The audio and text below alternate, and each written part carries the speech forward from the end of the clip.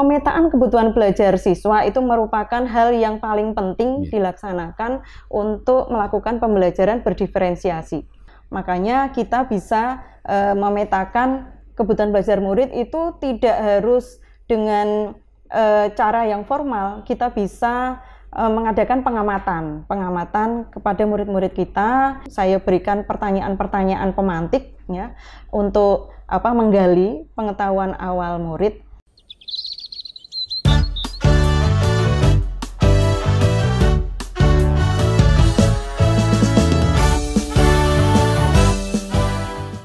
Halo Sobat Pendidikan dimanapun berada. Saat ini kita berjumpa dengan saya Zainal Kabir dalam RTL, Ruang Tanpa Lobi. Ruangnya Balai Besar Penjaminan Mutu Pendidikan Provinsi Jawa Tengah untuk membahas berbagai hal yang berkaitan dengan pendidikan. Pagi ini, alhamdulillah, kita kedatangan tamu yang sangat istimewa, narasumber dari praktisi pendidikan. Beliau adalah seorang guru atau pendidik di sekolah SMP Negeri 1 Sayung Kabupaten Demak yang saat ini juga aktif sebagai pengurus MGMP Musyawarah Guru Mata Pelajaran Matematika Kabupaten Demak. Beliau juga saat ini sebagai guru penggerak angkatan yang kelima. Beliau adalah Ibu Jumirah Magister Pendidikan. Assalamualaikum Bu Jumirah. Waalaikumsalam Pak Zen. Gimana kabarnya Bu Jumirah? Alhamdulillah sehat dan tetap semangat Pak Zen. Terima kasih atas semangatnya Bu Jumirah. Siap untuk mengisi kegiatan pagi ini ya? Iya. Ya, terima kasih. Pagi ini kita akan membahas tentang kurikulum merdeka yang dalam hal ini mengambil tema pembelajaran berdiferensiasi dan sosial emosional. Sobat pendidikan yang berbahagia dimanapun berada, mari kita gali info-info dan pengalaman yang pernah dilakukan oleh Ibu Jumirah, narasumber kita pada pagi hari ini. Bu Jumirah, ada beberapa pertanyaan yang perlu kita ketahui, Bu. Yang pertama, di kurikulum merdeka itu ada istilah pembelajaran yang berdiferensiasi. Nah, bisa dijelaskan kepada kami, Bu, mengapa perlu dilaksanakan pembelajaran berdiferensiasi dan apa yang dimaksud dengan pembelajaran berdiferensiasi itu? Baik, memang di kurikulum merdeka itu dibutuhkan suatu pembelajaran yang mengakomodir semua kebutuhan belajar murid. Nah, inilah yang dimaksud dengan pembelajaran berdiferensiasi. Pembelajaran ini berawal dari filosofi pendidikan yang dikemukakan oleh Ki Hajar Dewantara, bahwa pendidikan itu merupakan suatu kegiatan yang menuntun segala kodrat yang dimiliki oleh murid sesuai dengan kodrat alam maupun kodrat zamannya, sehingga mereka sebagai manusia maupun sebagai anggota masyarakat itu mencapai kebahagiaan yang setinggi-tingginya. Jadi bagaimana kita mengadakan suatu kegiatan pembelajaran yang mengakomodir segala kebutuhan siswa yang memiliki karakteristik yang berbeda-beda, memiliki kemampuan, memiliki minat yang berbeda-beda, maka demikianlah diperlukan suatu kegiatan pembelajaran yang disebut sebagai pembelajaran berdiferensiasi, Pak. Terima kasih. Jadi sekolah maupun Bapak Ibu guru itu melayani pembelajaran atau pendidikan semua peserta didik yang memiliki karakteristik kompetensi yang berbeda-beda. Nah, kemudian langkah-langkah apa yang dilakukan dalam melaksanakan pembelajaran berdiferensiasi itu supaya pembelajarannya itu dapat berjalan dengan baik gitu. Iya, kegiatan yang dilaksanakan untuk melaksanakan kegiatan pembelajaran berdiferensiasi, yang pertama kali kita lakukan adalah memetakan kebutuhan belajar murid, di mana kebutuhan belajar murid itu terdiri dari kesiapan murid, kemudian minat murid, kemudian profil belajar murid. Nah, itu kita petakan. Kemudian langkah kedua, kita membuat perencanaan pembelajaran berdiferensiasi, di mana di situ nanti kita memberikan 3 strategi diferensiasi, yaitu diferensiasi konten, kemudian diferensiasi proses, dan diferensiasi produk. Kemudian kita juga setelah pembelajaran kita laksanakan, kita mengadakan evaluasi, Pak. Mengadakan evaluasi, kemudian kita juga merefleksi bagaimana kegiatan pembelajaran yang sudah kita laksanakan itu berlangsung. Begitu Pak langkah-langkah untuk. Terima kasih. Kemudian untuk memetakan kebutuhan belajar siswa itu bagaimana, Bu? Pemetaan kebutuhan belajar siswa itu merupakan hal yang paling penting dilaksanakan untuk melakukan pembelajaran berdiferensiasi.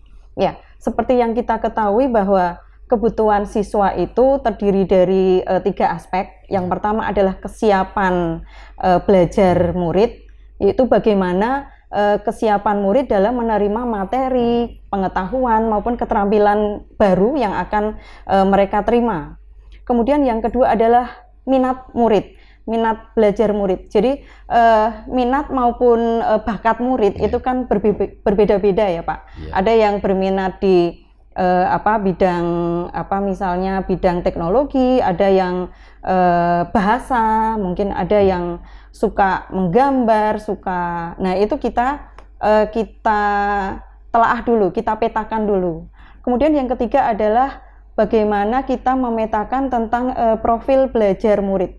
Jadi ada murid yang memiliki gaya belajar audio itu, jadi mereka belajar dengan baik apabila mendengarkan. Ada murid yang memiliki tipe belajar visual, jadi mereka bisa belajar dengan baik apabila dengan melihat, kegiatan melihat. Begitu juga ada murid yang memiliki gaya belajar kinestetik, di mana mereka itu bisa belajar dengan baik apabila melakukan gerakan-gerakan ataupun kegiatan yang aktif. Nah, makanya kita bisa memetakan kebutuhan belajar murid itu tidak harus dengan cara yang formal. Kita bisa mengadakan pengamatan kepada murid-murid kita, bisa juga dengan kita bertanya kepada guru sebelumnya, bisa juga dengan memberikan suatu angket, ataupun bisa juga dengan memberikan suatu refleksi kepada mereka. Jadi dengan cara-cara itu kita bisa mengetahui bagaimana kebutuhan belajar murid, Pak. Jadi dengan kata lain perlu dilakukan asesmen awal dulu ya. Antara lain asesmen awal. Nah, kemudian strategi apa yang dilakukan untuk melaksanakan pembelajaran berdiferensiasi itu supaya dapat berjalan baik juga? Iya. Dalam pembelajaran berdiferensiasi kita bisa menggunakan 3 strategi. Yang pertama adalah strategi diferensiasi konten, yaitu materi apa yang akan kita berikan kepada murid. Jadi tidak hanya satu macam saja materi yang kita berikan, bisa bervariasi sesuai dengan pokok bahasan yang akan kita ajarkan. Kemudian yang kedua adalah diferensiasi proses, di mana murid itu kita berikan berbagai pengalaman belajar yang berbeda-beda disesuaikan dengan tadi kebutuhan belajar mereka. Kemudian yang ketiga adalah diferensiasi produk, bagaimana murid melakukan unjuk kerja atas hasil belajar mereka itu dengan cara yang berbeda-beda, tidak harus sesuai dengan apa yang ditentukan oleh guru. Jadi sesuai dengan kemampuan mereka, minat mereka gitu, bagaimana mereka menuangkan atau menuangkan ide mereka terhadap produk belajar tadi. Ya, bisa berbeda-beda seperti itu. Ya, karena memang setiap peserta didik itu punya kemampuan yang berbeda-beda juga. Kemampuan berbeda. Kemudian ini bagaimana penilaiannya, Bu? Pada pembelajaran berdiferensiasi itu, tadi ada asesmen juga penilaian ya. Jadi untuk menilai itu, bagaimana ya di SMP Negeri 1 Sayung itu melakukan penilaian ini? Iya. Untuk pembelajaran berdiferensiasi, kita mulai dari asesmen awal tadi untuk mengetahui kesiapan belajar murid. Kemudian penilaian dalam pembelajaran berdiferensiasi itu berupa penilaian formatif, Pak. Jadi bisa dilaksanakan selama kegiatan pembelajaran berlangsung. Kita bisa melakukan penilaian dengan mengamati kegiatan murid, bagaimana murid mengikuti kegiatan pembelajaran. Kemudian bisa juga kita melakukan penilaian setelah selesai proses pembelajaran, itu juga masih merupakan penilaian formatif juga. Okay. Nah, selama dilaksanakan pembelajaran diferensiasi ini, bisa diceritakan Bu pengalamannya ya? Karena di kurikulum 2013 itu nampaknya belum menyentuh pembelajaran berdiferensiasi ini. Ini baru muncul itu ketika di IKM, implementasi kurikulum Merdeka ini. Nah, dalam kurun waktu yang beberapa bulan ini pengalaman Ibu seperti apa? Iya, baik. Memang pembelajaran berdiferensiasi ini merupakan hal baru. Memang dimunculkan ketika berlangsungnya kurikulum Merdeka gitu. Jadi pengalaman yang sudah pernah saya laksanakan, saya mengadakan kegiatan pembelajaran berdiferensiasi. Kebetulan saya mengajar di Mapel Matematika kelas 7. Jadi berawal dari kegiatan pembelajaran tentang materi bilangan. Di situ saya awali dengan mengadakan tes diagnostik awal dulu, kemudian untuk mengetahui kesiapan belajar murid. Kemudian setelah itu saya merancang kegiatan pembelajaran di mana saya susun ya untuk diferensiasi kontennya, yaitu berupa tentang bilangan bulat, kemudian bilangan positif, negatif, pecahan gitu. Kemudian juga operasi hitung membandingkan dua buah bilangan. Kemudian nanti sampai ke aplikasi operasi hitung untuk penerapan dalam kehidupan sehari-hari. Kemudian untuk diferensiasi prosesnya, saya melaksanakan beberapa proses pembelajaran. Yang pertama saya laksanakan pembelajaran klasikal untuk mengetahui pemahaman murid secara umum. Saya berikan pertanyaan-pertanyaan pemantik ya untuk menggali pengetahuan awal murid. Kemudian untuk murid-murid yang memiliki kesiapan belajar yang kita katakan rendah, itu akan saya berikan proses pembelajaran yang dimana saya lebih banyak membantu mereka menerangkan. Kemudian bagi anak-anak yang menengah begitu, saya memberikan semacam alat bantu untuk mengenal bilangan, bisa berupa garis bilangan, berupa soal-soal yang menantang. Nah, sedangkan untuk yang kesiapan belajarnya tinggi, kami berikan soal-soal yang memang menantang untuk mereka pecahkan. Kemudian kegiatannya saya lakukan ada yang secara individu, kemudian ada yang berpasangan, kemudian juga ada yang berupa diskusi kelompok. Jadi diferensiasi prosesnya itu.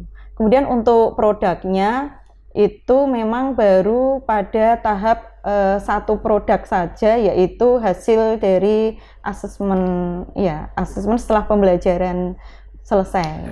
Ya, itu Pak. Terima kasih Ibu Jumira. Banyak sekali pengalaman, walaupun baru beberapa bulan mengimplementasikan pembelajaran berdiferensiasi. Nah, karena ini sesuatu yang baru, barangkali ada tantangan dalam menerapkan, mengimplementasikan itu. Dan bagaimana cara mengatasi tantangan itu? Baik, karena memang pembelajaran berdiferensiasi ini merupakan hal baru, di mana untuk mempersiapkan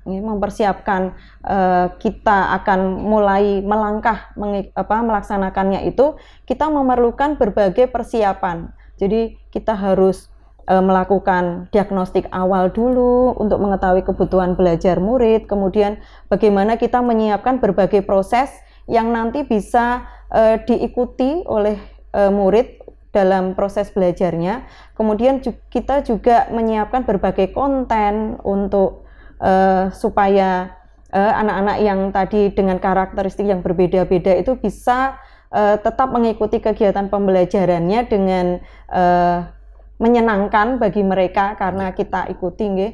Itu juga untuk asesmennya ya memang kita membutuhkan agak apa ya Pak, karena kita harus mengamati proses pembelajaran selama berlangsung, juga kita juga akan melaksanakan asesmen yang di akhir pembelajaran. Jadi memang pada saat tantangannya itu hanya apa ya, kita harus apa istilahnya, inovatif, kita harus kreatif itu Pak dalam mempersiapkan pembelajarannya itu.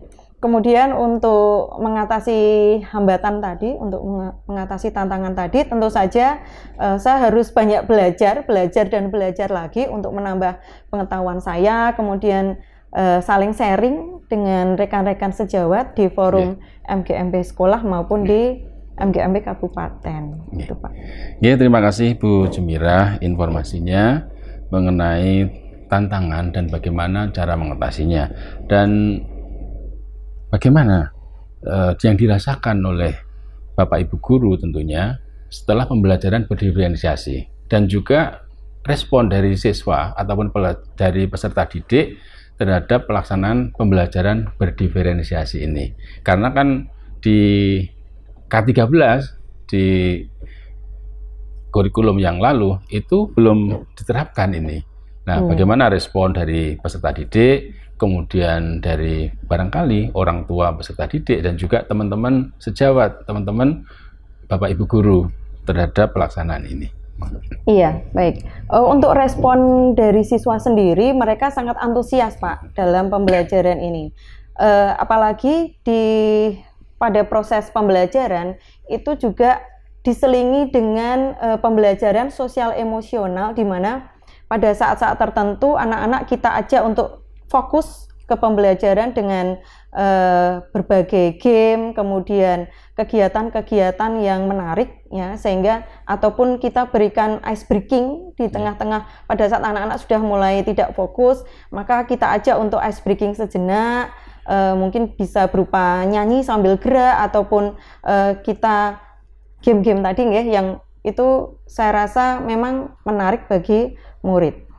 Kemudian untuk respon siswa itu memang cukup antusias, selain tadi respon siswa juga respon murid, orang tua murid nih. Orang tua murid itu juga senang dengan adanya pembelajaran ini karena memang benar-benar mengakomodir semua kebutuhan belajar murid dengan karakteristik yang berbeda-beda. Kemudian bagi rekan-rekan sejawat tentu saja kita saling berkolaborasi karena ini hal baru, maka kami sering berkolaborasi untuk saling sharing bagaimana kita bisa melaksanakan kegiatan pembelajaran berdiferensiasi ini. Kemudian untuk saya sendiri ya, bahwa selama ini pada saat kurikulum K13 ya, di mana pada saat itu saya mengajar itu hanya sebatas mungkin untuk memenuhi KKM. Jadi anak-anak kita tuntut untuk supaya memenuhi KKM. Kemudian saya merasa saya sudah melaksanakan kegiatan pembelajaran, semua materi yang harus saya ajarkan itu sudah saya berikan, saya ajarkan. Kemudian model pembelajaran ya sesuai dengan keinginan saya. Ya. Tetapi dengan adanya kurikulum Merdeka ini Pak, di mana kita harus melakukan kegiatan pembelajaran yang berpihak pada murid, di mana murid itu sebagai pusat pembelajaran, maka mau tak mau ya, karena memang ini sudah tugas kita sebagai guru untuk mengakomodir segala kebutuhan belajar murid, maka kita melaksanakan pembelajaran berdiferensiasi ini. Jadi menurut saya merasa lebih istilahnya tugas mengajar itu merasa lebih menyenangkan karena bisa mengakomodir karakteristik murid yang berbeda-beda tadi. Yeah. Sobat pendidikan yang berbahagia dimanapun berada, menarik sekali pembicaraan kita, perbincangan kita pada pagi hari ini dengan narasumber kita ini. Nah, pembelajaran berdiferensiasi itu sesuatu hal yang baru, yang semula itu dirasa sulit, dirasa rumit oleh sebagian dari sobat pendidikan. Ternyata dengan diterapkannya, dipraktekannya, ada kemudahan-kemudahan, dan itu pun banyak yang mendukung, terutama dari peserta didik, orang tua peserta didik, dan juga dari teman-teman sejawat, dari Bapak dan Ibu guru. Nah, sobat pendidikan yang berbahagia, tentu saja pembelajaran berdiferensiasi kita dibuat senyaman mungkin, artinya menarik, artinya menyenangkan, pembelajaran yang menyenangkan. Kalau peserta didik mengikuti pembelajaran itu dengan rasa senang, akan akan memperoleh hasil yang baik juga. Iya, belajarnya lebih maksimal. Rasanya pengen sekali kita berbincang lebih lama lagi, Bu, tetapi waktu jualah yang membatasi kita. Namun sebelum kita akhiri podcast pada pagi hari ini, kami mohon Ibu Jumirah, narasumber pada kegiatan ini, memberikan closing statement berkaitan dengan pembelajaran berdiferensiasi. Monggo. Baik, kepada Bapak Ibu guru di seluruh Indonesia, marilah kita dukung pelaksanaan kurikulum merdeka ini, di mana kegiatan pembelajarannya adalah kegiatan pembelajaran yang berpihak kepada murid. Kita berikan yang terbaik kepada murid dengan melakukan pembelajaran berdiferensiasi yang mengakomodir semua kebutuhan belajar murid kita. Kita bisa, ya, tidak ada sesuatu yang sulit. Kalau kita terus belajar dan belajar, insya Allah tujuan kita akan tercapai. Demikian, Pak. Terima kasih Ibu Jumirah, narasumber kita pagi hari ini. Terima kasih sobat pendidikan dimanapun berada. Apabila sobat pendidikan masih memiliki pertanyaan yang terkait dengan topik ini, sobat pendidikan bisa langsung menuliskannya di kolom komentar di bawah ini, atau bisa langsung mengunjungi ULT Balai Besar Penjaminan Mutu Pendidikan Provinsi Jawa Tengah. Assalamualaikum warahmatullahi wabarakatuh.